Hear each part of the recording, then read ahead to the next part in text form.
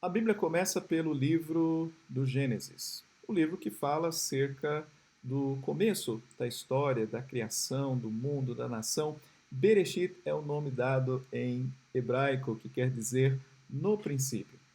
É nesse livro que você vai encontrar uma série de histórias contando desde a criação, as dificuldades do homem, ao pecado, mas um fator muito importante é você saber como é que essas histórias se conectam, para onde é que elas nos levam e qual é a lição, a implicação que ela traz ou elas trazem para a nossa vida. O livro ele é arranjado em duas partes. E a primeira parte, o capítulo 1 ao 11, fala da história da criação do mundo, das nações, e a segunda parte, do 12 ao 50, vai nos contar a história de uma família, a história de Abraão e como ela vai se desenvolver.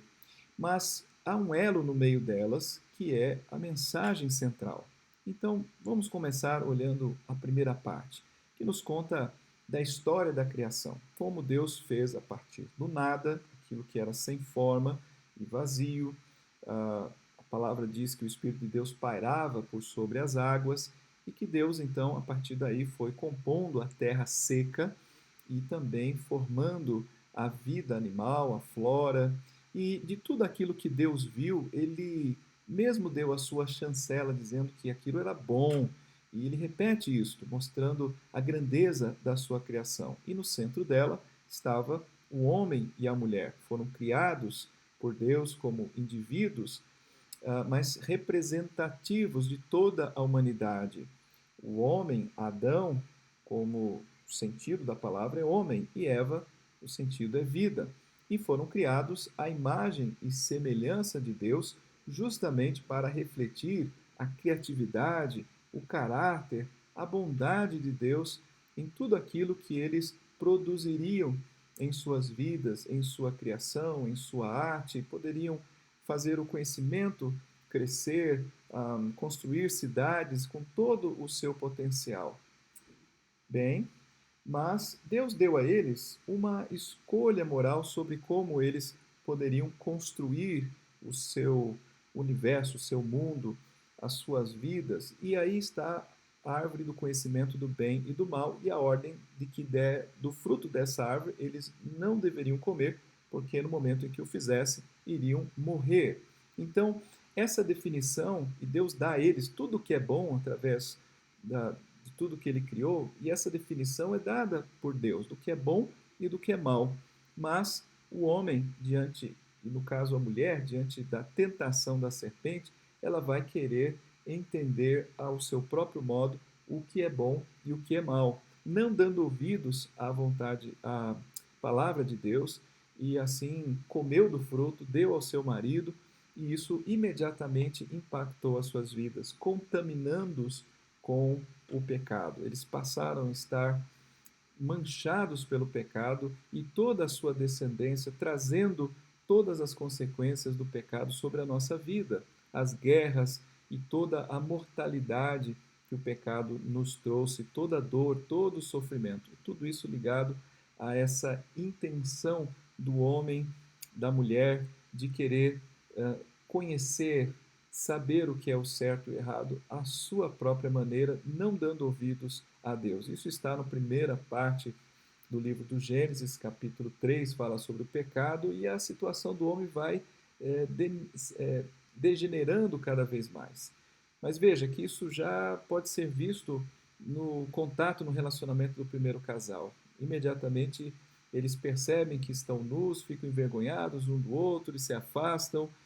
Veja que aquela tentativa deles de conhecer o bem e o mal deu completamente errado. Nós vemos que em seguida os primeiros irmãos, né, os filhos deles, já sofrem, tanto aquele que pratica o fratricídio, né, matando o irmão. Depois temos Lameque como descendente de Caim, e Lameque se orgulha por ter esposas, no plural, que contrariava a vontade de Deus, por ser mais violento do que o próprio Caim.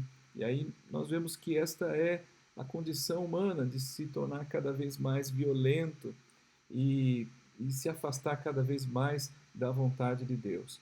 Nós vemos o auge disso acontecendo no capítulo 6, que fala que a violência do homem se tornou algo tremendo, terrível. Deus se arrepende de fazer o homem e ele então vai enviar um dilúvio e vai purificar a terra através das águas.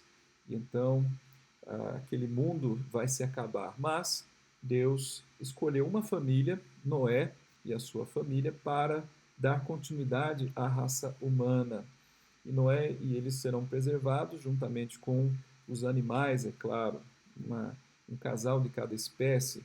E essa história, apesar, né, de mostrar que Noé era um homem temente a Deus, ainda assim, Noé é uma figura que também carrega o pecado dentro dele. Isso vai ser explícito, vai ficar claro quando Noé planta uma vinha, bebe vinho, fica embriagado e acaba ele mesmo sofrendo a vergonha da sua ação.